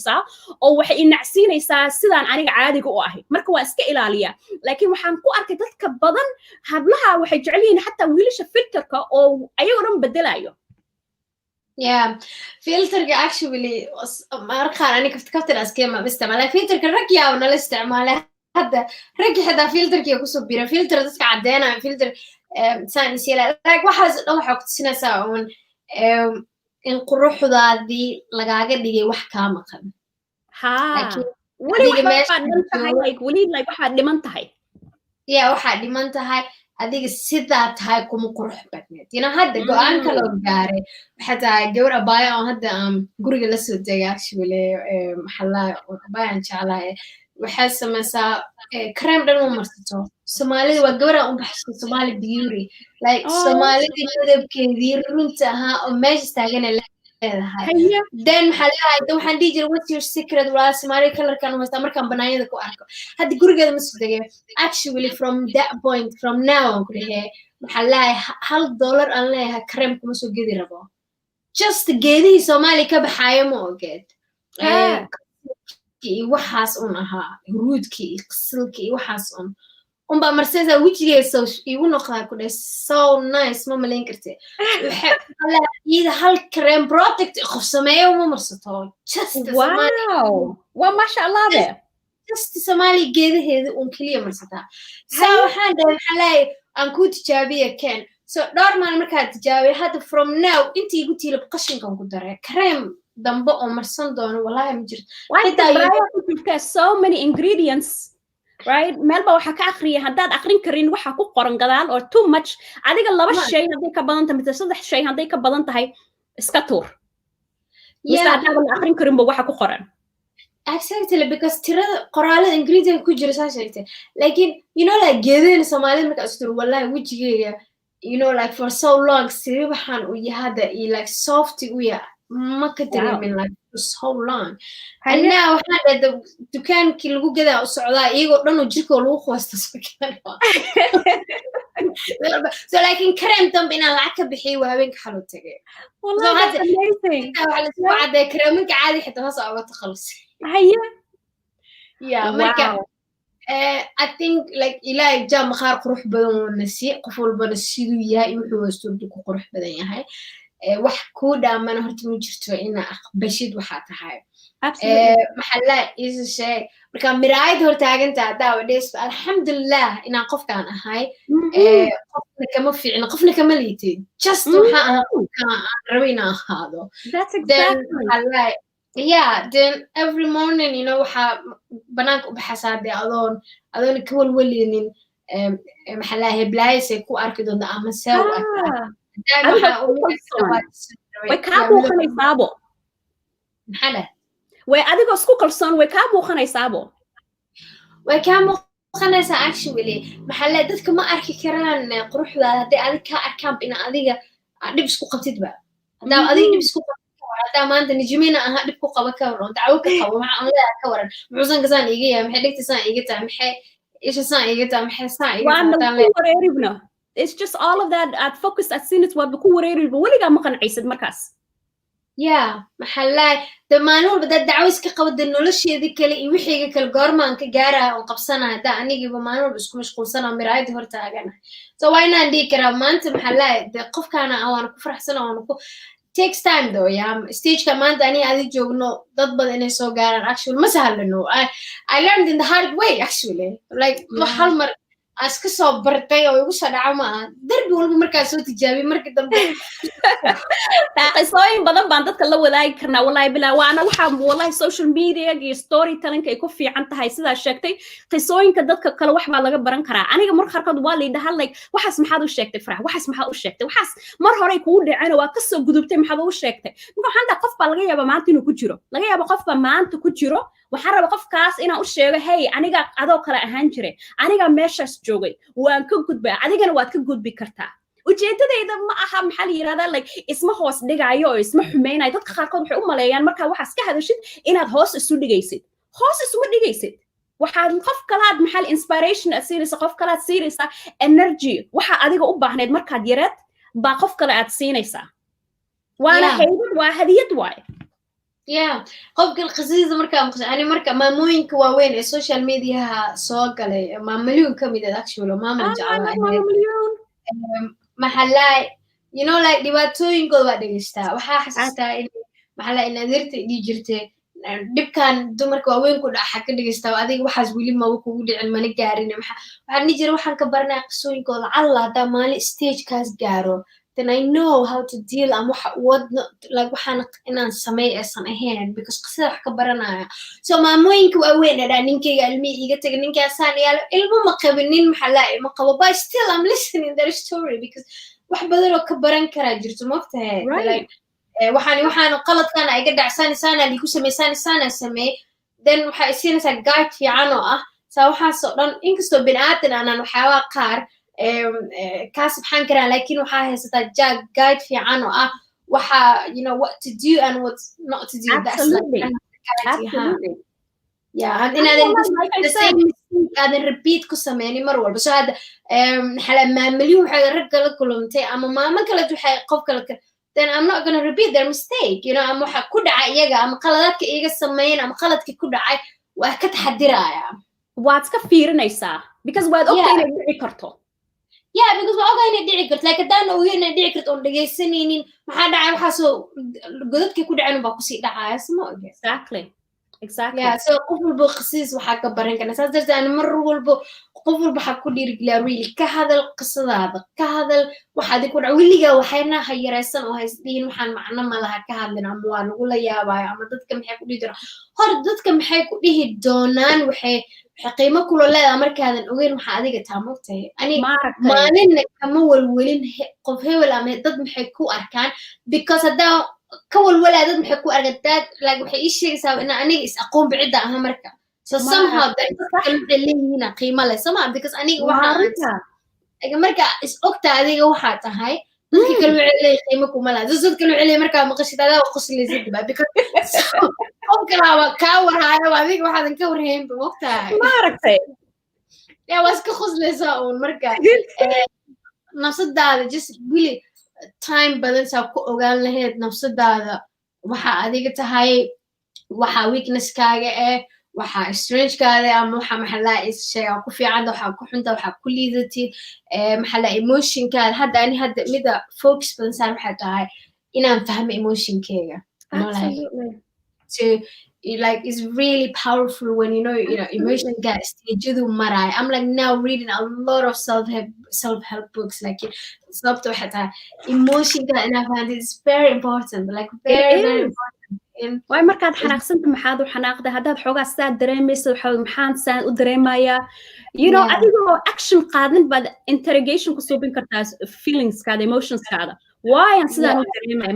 maxaan soo xasuustay maxaa la yidhahdaa noloshayda hore igu dhacay oo waxaan like xanuun kale xanuun baa haddaan dareemayaa what happened before in my life noloshayda maxaa hore igu dhacay waxaan isoo xasuusisay it's really good. It's really very important and very powerful. Hadda mar agilisid emotion kaada inaa fahantid, you know. And I'm thankful actually like qof mar wuxuu igu dhahay, you know, like it was like 3 years ago or 4 years ago, you know, Najmo smart or strong at high, but one problem Allah had high, you don't know how to control your emotions. Haya. And then at the time, emotion wuxuu ahaa hada war muhiim ba. So baaritaanka uu galay 3 sano ka hor ilaa hadda ka hor emotion igu jira waxaasoo maxallay kiso emotion and I actually realized you know how badan waxa jira aan soo sameeyay aan normal marka ahay aan sameyn lahayn like xiligaas aan sameeyay because emotion-kayga ay qaaday darteed. So it's very important actually inta fahmi kartid your emotions and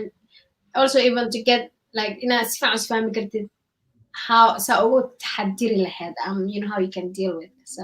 صح والله نجوى wax badan baan ka faa'iidin maanta waxaan rabaa su'aal before an audience ka dhihin su'aal baad weydiin kartiin Najmo halko su'aal baan ku hayaa oo waxa weeye future-ka adiga shaqadaada maxaa rabtaa inaad nala wadaagtid waxa adiga aad doonaysid future-ka mid show waxaad damacsan tahay waxa ku qorshaysan waxaad ka rajaynaysid bal nala wadaag okay ما شخصيتي waxa aniga future-ka aan rabo inaan sameeyo mise mid show labadaba okay you know sanadka dambe markaa sii weynaatid waxa marka hore interest ku ahayd waxa marka hore xiisanaysaa waa kasi dhamaanaysaa mar walba cusub xiisanaysaa so at stage waxa ku jira you know like sanadkii ama labadii sano waxa hamigaygu waxa xiisanayay sidii 3 years ago and 4 years ago inkaygu waxa inaan Soomaaliya madaxweyne ka noqdo hadda siyaasadoo dhan waxaan ka taaganahay heer aan newska xitaa dhageysan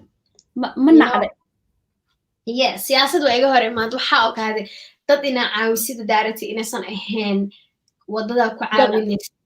inay siyaasada tahay mara waxaa rabay inuu intaa محل يسوي شيء NGO وحاس إن ده مستقبل كاسمه then now I'm kind of like وحيروا كسي فوقانو interesting so هذا محل stage كهذا جو سنة كده واسبدلي كده I'm more into actual business like more into وحنا برنو business so هذا قرشها لنا دجينو وحول بآخره إساس like you know like company نوعي وانا استوقناعش نوعي investment كريكرا so I'm like now more focused business أبدأ focus وحول بسمينا وحكو سلاة دلكي ددكي محاوتري كران actually so وأرن إنتا سو NGO أو دلك كهول قلاء أو لها دادا عاونينا and we barely see وح موقض عقبتان قاريه 20 سنة 6 سنة كبدل كدعاية سنة والبين دازو ملينا لو أروريا يدك ويلو تاجي حل كما دنباز قفو قارتي مجرتو دليرد ولي شقايت ولا إنسو سببتا جناعسي لينكس وبرنو حتى هاي جناعسي محلا إيش دلك أو جس كديسيسين وقروح البلع دلك سوء علينيس دليرد عشقالي سينيسين محلا إيش دولة عشور عسينيسين وحرك كوكبيس so يمكن وحوي هاد ina dhalinyarada shaqo u abuuro anigana aan shaqana sideeda abuurto dhalinyarada shaqo u abuurso riyadeeda dhowsaas waa laakiin mid show waxa ahaana mar walba hataa dhan ganacsi u batay xataa way sii jiraa because waxa ahaana meel mar walba bulshada fikirkeeda kula wadaag inkastoo uusan shaqo toos oo full time oo si like inuu TV show noqdo mustaqbalka mar walbana ay ahaato hadda aniga ka hadlayni xitaa in dhalinyarada iyaga leeyihiin waxay maxaa lahay fikir ama fariino ay wadaan dadka ay kaga gudbin karaan mid show sababtaa najma show u siinin oo mid show u siiya waxaa tahay inay ummado kaleetana maxaa lahay ay qayb ka lahaan karaan because magacayga waa mogtahay separate ugu same waxaa tahay haddaa dhintay haddaa nool ama haddaa waxyaabo kale ku mashquulo inay yihiin weli platform ee dhalinyarada leeyihiin waxay rabaan maasha allah haye amazing ya labadeeda qorshe waa saas dhanka personalkee qorshaha waa ganacsi dhankiisa dhanka mid showna haddaa dhintay haddaa nool haddaa dhan kale u wareegaba inay bulshada leedahay iyada That's amazing, Najmo. Wallahi, mashallah. And I'm excited. Waan ku faraxsanayna maanta aan kula sheekaystay. Waana inshallah waan iska warqabi doonaa. Aniga waa follow garaynaya mid show, adigana waa ku follow garaynaya. Aad baan u jeclahay guusha hablaha Soomaaliyeed. Waan jeclay inaan arko. Marka waan ku hambalyeynaya. Mustaqbalkana waan fiirinaynaa. Meesha inshallah I know meel heer dheer sare inaad gaari doonto. Waan arki doonaa. I'm excited. Yeah, thank you inta showgaada igu casuuntay inta kala qayb qaado ku faraxsanahay asxaabta dhamaan waa salaamaya thank you xabiibti aan inshallah maalin aan mid show ku casuumi doonaa ilaa yiraahdo inshallah waan ku leeyahay waan aqbalaya adiga just saacada waqtiga ila socodsi definitely waa sameynaysaa ilaa yiraahdo هيا باي وحارب عدوك إن عندهم سؤال نجمة مؤقتين هذا سؤال نجمة مؤقتين هذا ويدين كرتين وحيربان هاي السنة ما نقدر مرة بنينا نقالنا قف السنة ساعد يسوي وقت يجي مهم واي سؤال عدوك قبتين نجمة حد إنه ويدية we shall see سؤال الويدين أنا سؤال ياشي ما صار ما يستي لكن ما أنت ما كل شيء كيسن كرر نجبة because وحتى خف عقلي بدن وهذه واي أرق نما ينا وح بدن يعني ما أنت كيف إذا حتى شخصي هان إفراح مركو والله وانكو فرح سنة هاي أخت دار لما أنت نحكي لبرن كرنا سماها وح بس كبرن كرنا absolutely كل لما أنت نحكي لبرن كرنا actually أنا ما نقول بينو هاد لندن أو سجورة سومالي بدن إجوبته you know like قبل قفك شاكين وهاي أركريل ولا فريستوس كده جستا مرة خار ماذا كده حسنا أنا حسنا ما صدق كده what's the worst thing can happen could happen so قفك شيء كده يسكو ماله وشعد مالك شعد مو جد أنا حسنا دمات كذا أنا I'm more into دمات كذا ماشي كشعد شيء كذا so قارقسونكود waxaa ka baranaysaa dadka qaarqsoonkooda wax ma ka baranaysaa so had actually hadda maxalay aan heeso lahaa radio ama wax qof intuu soo wacan qisiis ka sheekay habeenkiina waa ku seexan lahaa maalintii inta ku jirtay ku soo kaclaan wax iga qisa jecel story dad iga jecel ma jirto wallahi I love storytelling too waan jecla aad wallahi abaya Naima waxayna tiri waxay ku tiri I just want to say thank you you're incredible keep working hard and we appreciate the work you do add aniga taas waan ku leeyahay waan ku darsanaya yeah thanks habibti thank you Najma soo isku magacaana hanayba I think Naima waa message ii soo dirtay waa sugi la abay tiri intaad ka sheekaysanaysiin adiga Najmo كانت حبيبتي وكما سنتها انت برنامجك نغلق قادتي انت محلانا دقستي انت وكما سنت and thank you I do appreciate your kind words thanks أنا هرتو حدا سؤال صح حسوسي هداير إنا كويديو لكن واحد المامي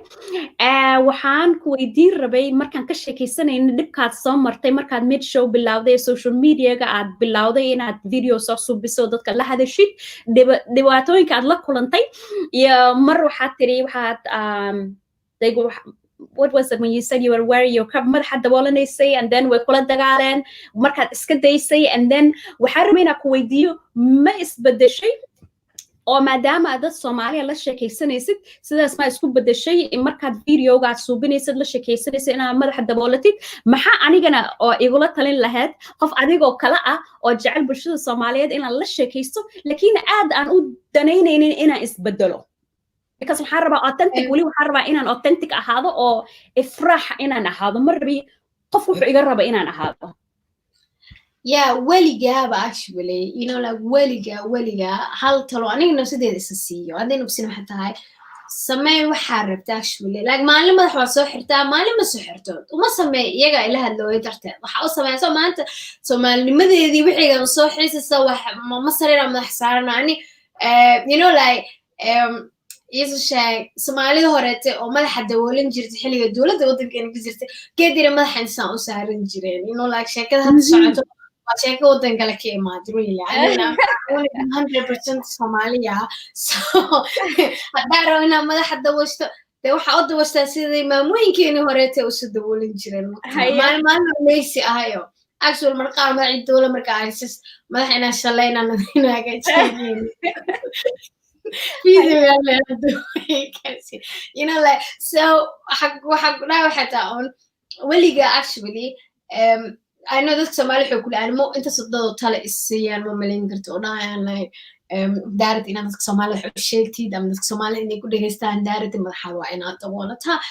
dadka Soomaaliyeed maxaa la inaa wax heer ka dhex gaartay daarad oo ana dad waxa arkay ganacsade oo businesskooda in mid show lagu xayeysiiro laakiin ku xiray madaxayga iyo waxa aniga shakhsiyadeeda ahay xilligaasna daaradtiina inaa buxana noo xayeysiisid waa in maxaa la hayaa asaas jirta waa inaa toobigada qaarkood aadan ka hadlin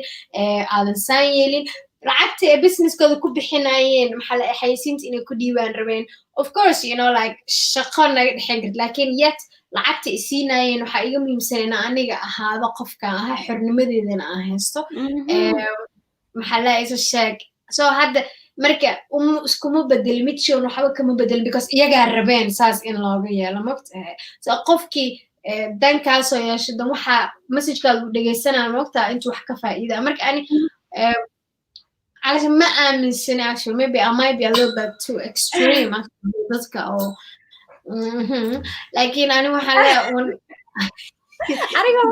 waan kugu raacsana because I don't want to lose myself waxaan rabaa inaan ahaado qofkaan ahay ma doonayo inaan dad awgeed isku bedelo you know ma doonayo wax aniga aan suubiyo waxaan rabaa markasta inay ahaato wax aniga iga imaaday oo aniga maskaxdayda iyo adiga my heart and my heart and my mind ay isku mid ay yihiin you know waxaan ruuxiga ah Soomaalida waa ina maxallahaye waa ina la wiji lahaata hadeer waa inay ku aqbalaan video aan markaa sameeyay ina la wiji yeela karin ba halka wijiyaanba amba maxallahaye ma yeelan karin wareerkaas waxa way runta ma taqaan wijiyaanba waxa soo dhibkiisa waxa la amba hol iga rabta dal la wijiyo waa laba qof iyo laba character aha waa siinoyeen so maxallahaye waxa dhaca waxa inkastoo dadka qaar ay raweynta lacag ugu siiyaan laba character ah marka business-keena xayisiinad madaxa soo dabool at least marka kale that's still like you know qof lacag ugu siina laba character ama laba qof ahaad so mar walba be true to yourself actually yeah maxallahaye يعني مركو عم في social media بلا مركو ما ضحكوا إذا ولا مو مليان كرت وحليلة دعسي إنه قفني دقيسني but I was passionate about what I was doing so I came to social media وحكى هلا واحد مركو وضمره وحماموين وواحد بلوش يستاجينيوس وناس وحزا كذا وحزا دقيسيات ما ضحك وقعنا مكتي واحد شيء yeah one thing I love about Mitch show بحاول intaasoo video aan sameeyay moogta xool baan ka hadla ma xasuusan karto qof aan waddanka ugu arku leeyahay videogaas ama antaas ka hadlaysa waxaad tidamla صح laakiin clip macsan so weliba taas waxay ku siinaysaa actually dhiirigelin in dadkan aysan inta wax soo qortay inta dhageysatay wax messagekaada inta ka fiican ka qaad inta kale ka tagto ka bad inta soo qorto waa in inta xumaatada soo qorto waa in yar actually inta dhageysato wixii ka qaatay qaarkoodna tankii kusoo qaadan qaarkoodna waxba kuu geysanina actually ka badan so waxaa dhaca waxaad marka maalin horeete anoo waddada mara actually you know maxaa lahaye video aad duweyn actually ani qof kale isla soconay markaasa by the way maalinta hadduu corona igu soo dhicin weligiis iguma dhacayo waa intasoo ummada contactiga la sameeyay so waxaa dhaca waxaad qof walba arko bixilaa taageero ku ahay waa taawada ma sha Allah waxaan dhahe yaa mucaarad iyo markiyaa waa dadka Facebook iga soo aay ma robot oo Facebook soo adeegsada miya then waxa la sheeg you know like so actually dadka iska hor imaana waqti hore ku dhahay somehow bari social media waxa rabaan ka soo so waxa dhacday hal wiiloon jeclahay oo aan hilmaamin wejigiisa meel uu joogaar ku yiri mucaaradan kugu ah and I used to love that because he was so honest. He was so honest. He wasn't that two faces. dadka qaar wadadaan ku arka mucaaradan kugu yiri kumana taageero sababta laakiin barnaamijyada waa daawada laakiin kuma taageero waxaan horta ma daawadaha video waan bilaabo ma dhamaystaha mahadsan because waqtiga qaaliga waxay ka siisay mogta so thank you yeah midka waxaan maxaa mucaarad igu tahay hadda aan ku dhageystay wuxuu yiri dumarka u dhammaan saa dumarka maalin walba wuxuu yiri xigtaa wiilasha dhankooda soo xigtid qof oo sinaan taqaana matiid ta waxaan dhahay hal dumarka xigsata maalin walba ku dhigtaa ma qaraga maalin walba ragnimo isku xigsado oo midka ganacsi in wax shaqaaleysiista duuro nin shirkad markuu leeyahay rag kale tuu rabaa inuu shaqaaleysiisto markuu xil magacaawa rag kale rabaa inuu xil u magacaawo markuu maxaa la awoodsiinaa rag kale rabaa inuu awoodsiiyo oo maxaa la wax taas ma damqaso waxaa damqasa keliya gabar keliya u doodays gabdhaha company-an dumar keliya ka shaqaaleysiista mama qabe it's just like you know ma bixid dareemin aniga cadaalad dara ahay laakiin rag cadaalad darada ahaayeen meesha uma jiro waxaa u jooga waa yartahay nin shirkad uu leeyahay maxaa la iisa sheegtira ahaan inta dumar inta rag uu shaqaaleysiistay isku mid yihiin waa yartahay hadda aragtay wiil shirkadaha kulligood niman shirkadooda ka wada shaqeey so cadaalad dara kama jirto miya meesha so maxaa la ani waxa kula xitaawan anoo madaxay qaawan yahay dadka rabeen message-kayga way dhageysay so Soomaali maxaa la iisa sheeg ha u bedelin qofka adiga rabtid ina ahaatid samee waxa jeceshahay waxa passion ku tahay qof ku dhageysto thank you qofka ku dhageysanin oo qofka mucaaradkuga oo tuu ku dhageysto message-kaaga ka soo still thank you qofka ku dhageysanin adiga qof walba ma dhageysatid waa runta that's true yeah so the marka xawadu idageysto ama qof walba ma dhageysto moogta sabaxan la dhammaadsanid thank you why right thank you yeah thank you ama qof fikirkaaga soo jeed qof walba fikirkiisa ma taageertid waa runta that's true wallahi bila waan fiican thank you so much Najmo wallahi I want to thank you for your time maxaa la yiraahdaa mid show whenever you're ready ila wadaag waan imaanaya aniga iyo some English-kayga you know waxaan isku daraa Soomaaliga iyo English-ka new language baan soo bisanay ku fahmaan yeah why Marina marka abay macanta mahadsanid I really appreciate your time maxaa la yiraahdaa I appreciate everybody on the daawanayo intaan dhan nala joogay aad ba u mahadsantihiin thank you for having me actually as well thank you abay macanta wa any last word arabtid dadka ina la wadaagtid waa la wadaagi kartaa intaan mac salaam jaw aan dhahin yeah okay just waxa dhila oo mahadsantiin intaan taawateen oo waqtigiin aan waxna siiseen maxaa la sheegna mental health is very important actually so please look after yourself and maxaa la maskaxda caafimaadkeeda ka taxadir dad waxaanane dhibaato badan soo maray dalkeena dhibaatooyin badan ka dhacay ummad maxaa la ilaa hadda iso sheeg dhibaatada ku jirta kuweena qurbaha joog iyo dhibaatada ka soo baxaan somehow wali dalkiina ku dhaxnoo yihiin oo maleysa oo wax walba dalka ka dhacay oo ku dhaxnoo yihiin kuwa dalka joogana dhibkiiga ku jiraan waxa maleysa meel kale tarabaan inay aadaan so ummad waxaana waxaas oo dhib ku dhacay qof walba waxa la qof u jecel yahay oo ka dhinta oo way so caafimaadkaada maskaxda waa very important hadii maskaxdaada caafimaadkiisa aysan taam ahayn qofka waalana anagana maskaxda la ayaa u aragnaa no adoo caafimaad qabo oo caadi lagu arkay maskaxda saameyn ka soo yeelaysa aniga nijma ay ugu dhacday really waxaad social media ugu maqanaa ka koota waxa sanad uga maqnaa 2016 ay ka laba tahay marka hadaadan maskaxda caafimaadka stable aysan fiicnaan mental health-gaaga caruurtaada si wanaagsan u kornays aad nolol fiican ku noolaanaysid go'aamada mar walba gaaraysidna it's not going to be wax ku farxad gelin so it's very important please mental health waa dhib jira waa wax xanuun maskaxda ku dhaca just hadda isku aragtid maxaa la in dhibaato kaas ninkaas caawinaad raadso ina caawinaad raadsitas macnaheedu maaha ina weak tahay ama ina maxaa la ka qaldin therapy ama maxaa la qof therapy nin ama naag waxa comfortable ku tahay adiga aniga nijma therapy maalin walba aada waana maxaa la noloshada wax badan oo ka bedel so one the last thing I would say is mental health wuu jira waan dhib maxaa la hayo bulshadena badankood haysto so please hadhihin waa fiicanahay adoona fiicneen laakiin ma fiicni laakiin si halkan ku fiicnaan la u raadin lahaa that's right Yeah. Thank you, Najmo. Wallahi aniga waxaan rabaa inaan ku daro I also go to therapy. Wax aan ka faanayo oo wax xun ilama aha. Waa noloshayda waxyaalo qaarkood oo aad ugu fiican. Aan maskaxdayda ku degan tahay, caafimaad aan ku haysto, nabadgelyo aan ku haysto. Therapy is very important and I'm proud to say inaan therapist aado. Very proud. Yeah, me too. I really am. And without therapy, social media waxaa arki lahayd hada anigoo So waa therapy runtaa waana aragnay waa loo baahan yahay. Yeah, therapy is very important. Raadsa therapy-ga isticmaalka warkaaga la wareejinaya waxaas dhan ka walwalin, just like go someone oo trust garanaysid therapy ku fahmi kara wax walba dhahayd meeshaas like Soomaali waxa ka baqaa ma sirtada lagu sheekaysanaa ama qof kale laakiin therapy haddaad luqad Soomaali bas leh ku hadashid oo aadan in ajanib therapy aad inkastoo I prefer actually qof Soomaali dhaqanka saaid u yaqaan ama qof dhaqan Soomaalida African dad kale therapy-ga inta aado instead of qof عدان أو شرح لها was my background and